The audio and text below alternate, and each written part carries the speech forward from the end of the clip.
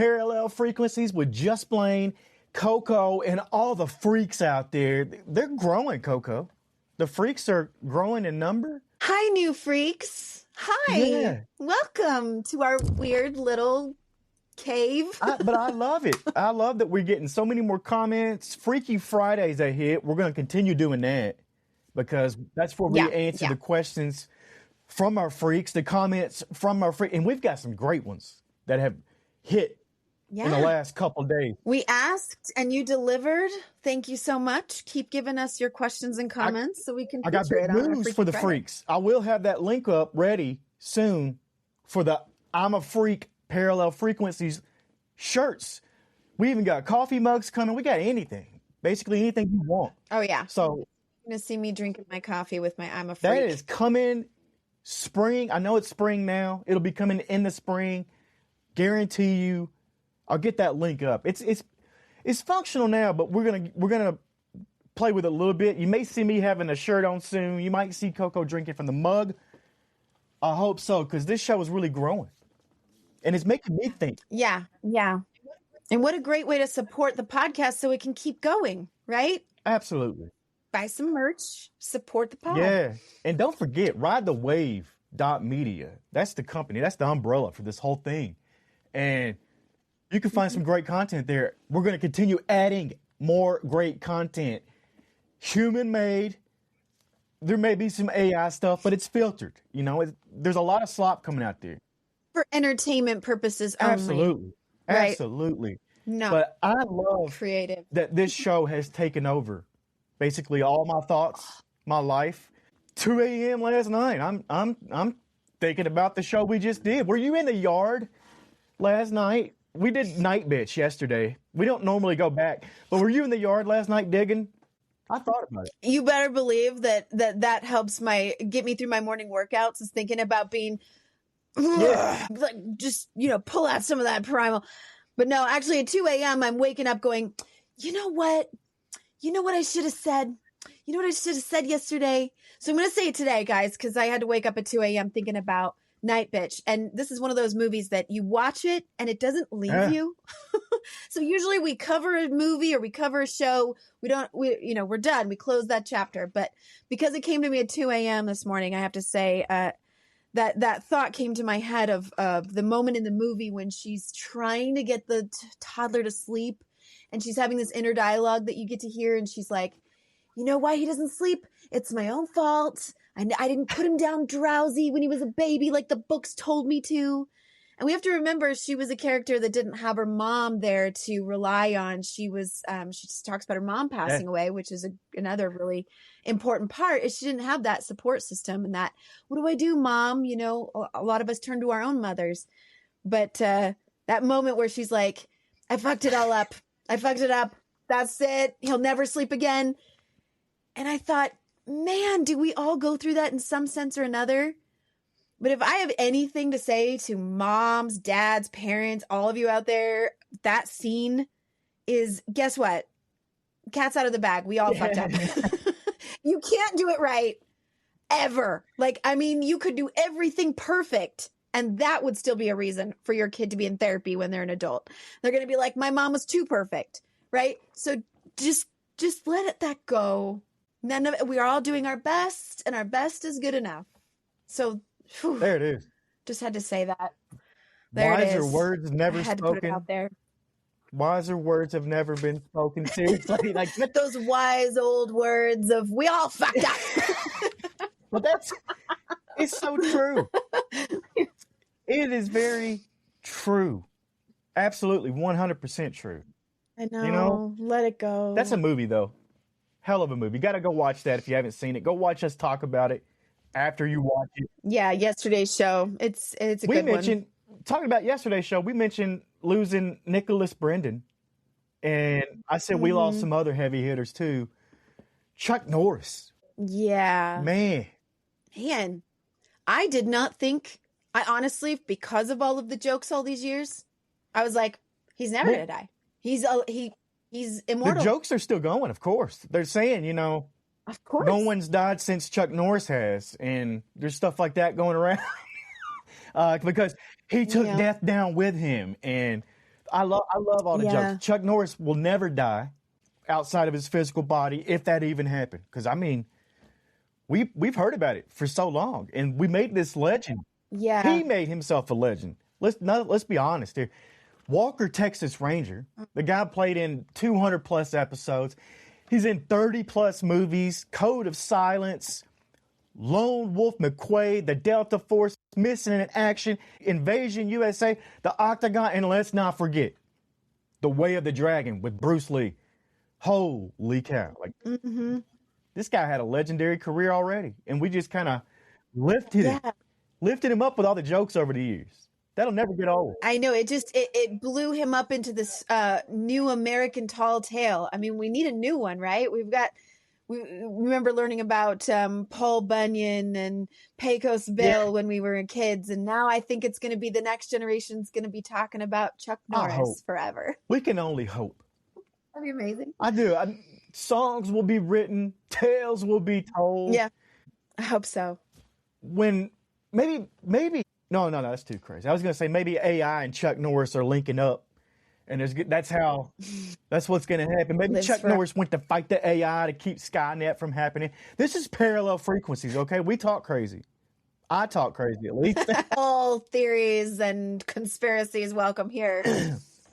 Here's something that is totally not a theory, and that is that Ted Lasso Season 2 is Tube Tuesday, and that Ted Lasso Season 2 is just as good, if not better, than Season 1. Mm-hmm. It really took this warm optimism of Season 1 and started tightening the screws and the bolts. Sure, AFC Richmond, they're back. Instead of chasing wins, though, they're stuck in this bizarre purgatory of ties, like a team that forgot how to lose, but also forgot how to win at the same time. But that's the whole season's vibe. Nobody's crashing out completely, but nobody's fully okay. It's a season about emotional stalemates. We see a lot of that. And that's what makes Season 2 different. It's how it peels back the armor. You know, you got Ted's relentless positivity. It starts to kind of crack a little bit, revealing the anxiety, the panic attacks that are very, very real. In real life, panic attack is the most serious thing that you can have happen to you, at least mentally, because you think you're done, you're dead. You're dead. It's awful. It's very serious. We got all this stuff going on. Meanwhile, you got characters, Nate, Jamie, Rebecca, Roy, they're dealing with their own identity shifts the entire season. Growth is not clean. It's messy, awkward, a lot of times uncomfortable. And it's like trying to dance in shoes that don't fit anymore. It's like trying to put on something that doesn't work. And by the end of the show, by the end of the season, you know, the whole table flips. There's relationships are fractured. Trust gets tested. And in this show, that's huge because the feel good stuff quietly becomes a feel everything type of show.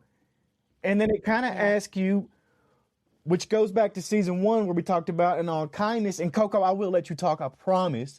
But what happens when being kind set it up isn't enough to hold everything together? And that's what Season 2 is. But that was it in a nutshell. We're going to go deeper though, Coco, because I've got some points I really want to hit, like some very, very specific dynamics I want to look into. But just overall, like you did a great job of just, this is the broad, you know, what we're looking at in Season 2. My take on that was that we talked about Season 1 being that it was more segmented. Yeah. Like we talked about it being different parts of the ego and the Ted Lasso being the higher self and how that represents in this team. But in Season 2, you start to see it mesh a little bit more. It's not as segmented, but these dynamics start to show up. And if we narrow that in just with Ted Lasso, look at Ted Lasso, and we talked about Season 1, he's kind of the higher self. He's the positive, he's the kindness, he's the force of pulling them all together and letting them be themselves and letting them be seen and heard as they are. But everybody has a coping strategy of avoiding pain, right? Everybody does. I don't care who you are. Everybody has some sort of strategy. You probably developed it in your subconscious, by the time you were 8 years old when your little brain maps were mapped. So here we see Ted Lasso going through life as this immensely positive guy. While on the surface, that looks amazing. Everybody wants to be that. Everybody's like, I can just rechange the perspective of anything and make it a positive thing. That's great. Awesome. But as you said, the cracks start to show. And what we find is that Ted cannot avoid what pains him about his past, about his trauma, about his generational trauma. We talk about that going back to his mom and his dad, but he can't avoid it forever. No. He can't. So he's trying to avoid it in his way. The Ted Lasso way is just see everything is positive. Everything is great. Everything is fine. And that works until it doesn't. And that's what we often see in the healing world is you're going to have to address it sometime. And that's what he's having to do. We introduce a new character, Dr. Sharon Fieldstone, played by Sarah Niles, who is in F1, by the way. Amazing movie. And they bring in therapy not as a punchline, but as survival. And that's where this is a lot different than a lot of other shows that have the therapy angle. But Ted's mask really starts to slip. And it's that moment where a lot of us have been there. The strong one for so long that you forget what it's like to not feel okay, to not be okay. And that's what's going on with Ted. I mean, the panic attack itself, there's no big music, no big speech, just real. It just hits him. And that's what happens in real life. And that's when TV and real life start crossing over and it's sneaking into the room uninvited with you. You know, life is there, but it doesn't fix him. The show doesn't fix him. The writers don't fix him.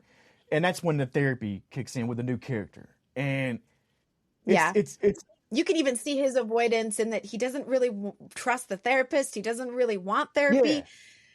He kind of knows he needs it. And it's only because of Danny Roja and his trauma with killing the dog at the beginning of the series that they brought a psychologist in for the team. And I mean, would Ted Lasso have sought out some mental health professional himself? Probably not. He was very suspicious, very wary, which is unlike him.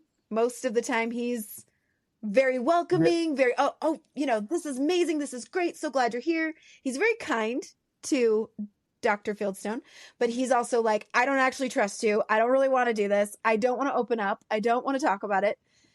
And it's so interesting that the series not only shows Sharon or Dr. Fieldstone as his therapist, but you see moments where she is actually talking to her therapist about struggling to get Ted to open up. And her therapist is saying, well, that reminds me of somebody.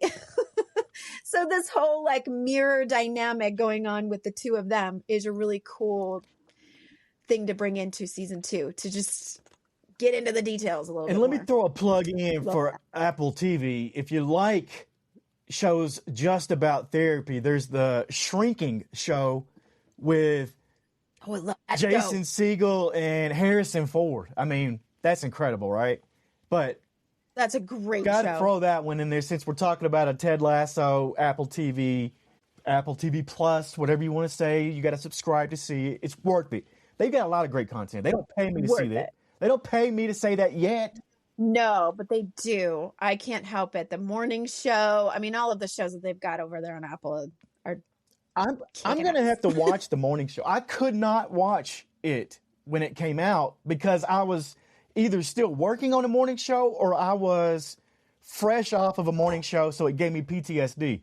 So I couldn't watch it. Yeah, a little close to home. But I hear it's amazing, so I'll get to that one.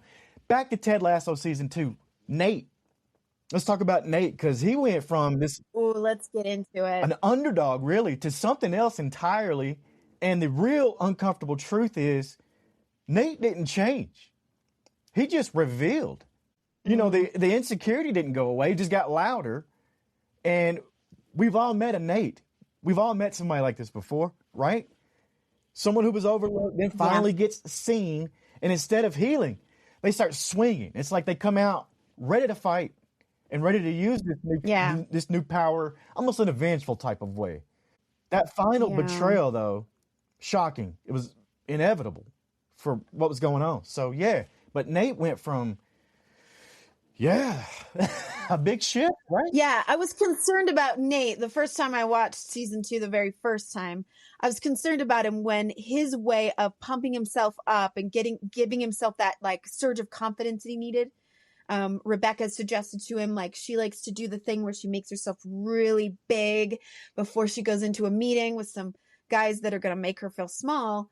And she's like, you got to find that thing for you that like does that for you. And I was concerned when his thing was spitting, because at first he spat at himself in the mirror. And I was like, oh, this feels like a guy who does not love himself, like really does not feel that self-worth inwardly and can then project that outwardly. So you're right. That same drive of insecurity was like what swung that pendulum from kind of the meek, willing to do anything, ready to please Nate that we saw season 1 and the beginning of season 2, into what was like that speech he gives Ted Lasso at the end where he's like, I'm mad at you because you made me feel like the most important person in the world and then abandoned me. And I've been trying to get your attention ever since. And you can already feel that like, well, Nate, that's not Ted's job. Like, it's not Ted's job to make sure you feel good about yourself. That's your job. That's all of our jobs, right? We rely on someone else for our self-worth or our happiness or our version of success. And Nate shows us what happens when we go that route. So ask a bigger, it really sets up and ask a bigger question. What happens when positivity stops being enough? It was enough in season 1 for Ted to be there, but now it's not. And we see that. You got a crazy love in real time type situation going on too with Rebecca, Roy, Keely. Rebecca is trying to figure out love like it's a puzzle missing pieces. Seriously. Yeah. Dating apps, mystery I men, feel for vulnerability. Her. It's messy, but it's real and it's honest. It goes like that, you know? So what'd you think about it? It's hard to play this like really confident boss lady. You know, she steps into her own outside of Rupert's shadow in season 1 and is like, instead of self-sabotaging, she comes into season 2 like, all right, what if I just rock it? Yeah. What if I just do this job really well and I'm going to step into this place of I'm the boss. I know what I'm about. I've got this confidence. Love that for her. But then it's hard to like navigate the dynamic between like, but I also want to be vulnerable and soft when looking for a partner, when looking for somebody to be romantic with. I mean, women especially just find that really hard because you're like, how do I play both dynamics? So they feel very different. And how do I be seen in a different way? And I feel that when she discovers that her mystery guy that she's connected so well with on Banter, it's anonymous on this dating app, she finds out it's Sam. And you just see it like, oh no, I'm the boss lady to Sam. And I've been playing the part of the girlfriend.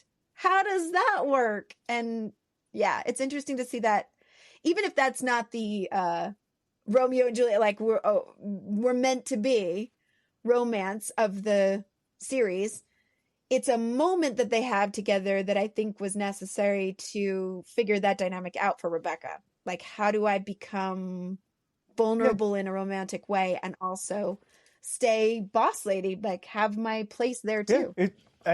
You hit the nail on the head. I mean, it's how do you let the walls down but not look weak is what really comes down to, I think. Yeah.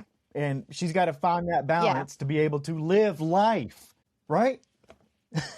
Hold her own, keep the crown on her head while also being a woman of the people. Balance. It's she's trying to. Yeah. And I think that's a great mirror to what Ted's going through too, because you see, like towards the end, when it becomes revealed that he didn't have food poisoning at the match, he was suffering from a panic attack. There's this huge blow up where it's all of these people have opinions about it. Well, he can't lead a team if he's weak. Yeah. If he's weak in the head and he doesn't, he has struggles. And it's like, he has to step into a place where he goes, does it mean that I'm weak? Am I ashamed of having a mental health issue? If I'm having panic attacks, does that make me a person of the people, or does it make me a great leader to show that kind of vulnerability? Yeah. And there's a choice that happens there. I mean, you can see that still playing out in both of those storylines. Absolutely. I love that. And Roy Kent, one of my favorite characters. It probably is my favorite character. Yeah, absolutely. Yeah. He's walking around like a thunderstorm with a heart, learning how to be soft without losing himself through this whole season. And I seriously, he is my favorite character on Ted Lasso and will be. But yeah, hits hard again. Well, let's talk about Roy and Phoebe. Yeah. How does that dynamic show you who Roy really is? His niece, who he steps in as a father figure because his sister is a ER trauma surgeon, I think is what we're getting there, and has to be on call and has to be, is busy with work sometimes, and he has to step in and do parent teacher conferences, or coach her little soccer team. And at one point he goes in for a conference with her teacher, and the teacher's like, we're having some issues. Phoebe keeps swearing in class and it's a problem. And he's like, where would she get that? Yeah. Where would she be doing that? And he's like, oh, I mean, he's understanding now that he has this influence in her life that he has to take responsibility for. He can't just be, grumpy, swearing Roy Kent. He has to also play the part of this nurturing, soft and vulnerable guy with his niece. I love the Christmas episode where she gets bullied for bad breath, and he and Keely have to go figure out, they have to go find a dentist and help her and show her that there's no shame in it. First of all, you got bad breath. It's a fact, but there's nothing actually wrong with you. You're a wonderful person. And that was so meaningful. I thought as a young girl, if I had found out I had really bad breath, I probably would have just crawled under the couch and died of embarrassment. And he makes her feel empowered about it. Yeah. I love that. Incredible. So that dynamic, Roy and Phoebe. Incredible. What do you think? And that's Carol of the Bells, I believe was the name of that episode. I love that episode. The Christmas. I love holiday episodes of TV shows. So that one, it definitely sits in there. Keely, though, you talked about, and let's just say quietly becoming one of the most emotionally intelligent characters on the show because of the way she interacts. And I think you set it up, and it's an amazing, I guess, character arc, if that's the right word to kind of see. But the team, let's talk about AFC Richmond and the metaphor that this is really setting up for the entire season, that they're getting drawn. I guess there's some sports going on in the background of all this, something like that, right? Yeah, but they are doing the same thing that all these characters are doing. They're not winning, they're not losing. They're somewhere in between. A little bit stuck, maybe. Yeah, it's the gray area, the stuff we like to talk about on parallel frequencies, but that's what it is. Not black, not white, it's the gray area in between, and you don't know what's going to happen, really. And I think this is one of those seasons. Some people said it was a filler season. I don't think so. I don't think so at all. I think it was character development. I mean, maybe the episode where Coach Beard goes off on some kind of all-night rave, and the whole episode is just following him. Little odd, but I don't hate it. Coach Beard's one of my favorite characters, too. I love how he can be very stern, very serious, very intellectual, and then you have these really fun moments where he just, falls over a wall.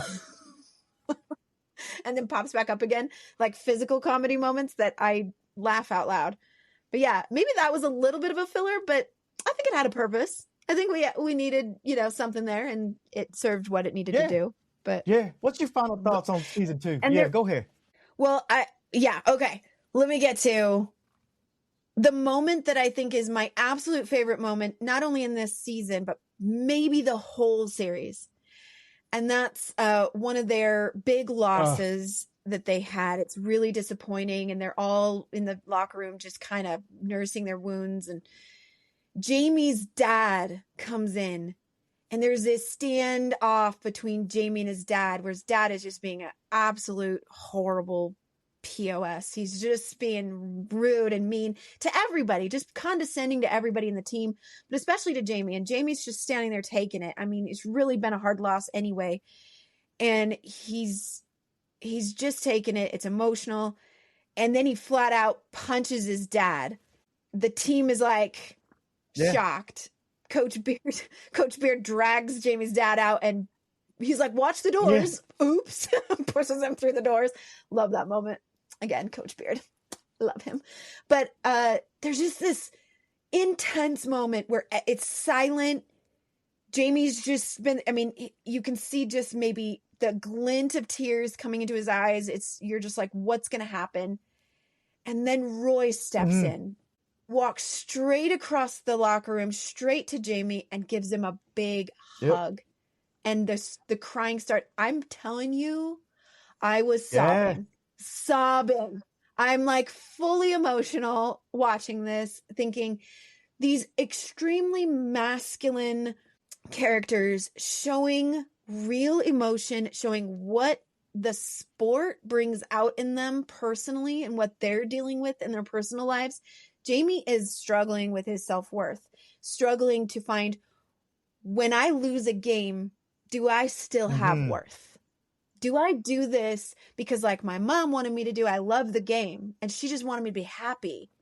My dad wants it for some kind of clout. Like he wants to say, I'm Jamie Tartt's dad and Jamie Tartt playing for Manchester. And he doesn't play for Manchester. He plays for Richmond. So just, that moment was just it for me. It was the whole season, the whole series, just right there in that moment. And that's kind of my final thoughts too, is this whole season, the energy shifts hard. Trust gets broken, masks come off. This is not just the feel-good show anymore. It's the truth-telling show. And I respect that because real life doesn't wrap itself up in a bow. This is how it happens. It just goes, ebbs and flows, peaks and valleys, as they say. So I think that's this whole season wrapped up. Not nicely, you know, but it doesn't wrap up. It doesn't. The ending episode is like, all right, here we go. It is what it is. This is where we are. Yeah. And we're going to do season 3 and season 4 because that's coming up. That's coming out this year. August, I think they said. This show, it's going to live for a while. It's going to be it's one of these ones also that people talk about. And they're like, have you seen Ted Lasso? And they're like, no, but I keep hearing about it. Oh, just put an episode on. And that's all it takes. Exactly. When I meet somebody who says they haven't seen it, I'm like, please go watch it.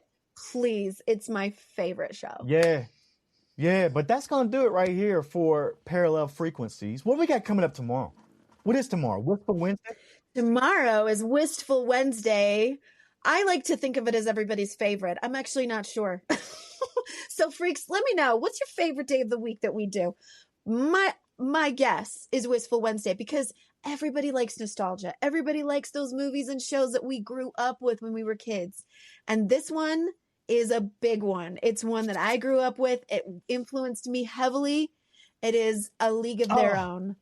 We're going to talk about Women's History Month. We're going to have to talk about A League of Their Own. Now, Coco, did you know that tomorrow is also opening day for Major League Baseball? Look at that frequency that we're on. I never know. I was going to say, there's no way you knew that, right? I never know. Let me throw this at you too. We will put in, I've got an interview with Gina Davis that we did at FanX, and we'll just tease that. We'll put that interview in with A League of Their Own when we break that bad boy down tomorrow, right here on Parallel Frequencies. I'm Just Blane. Coco, see you on the other side, freaks.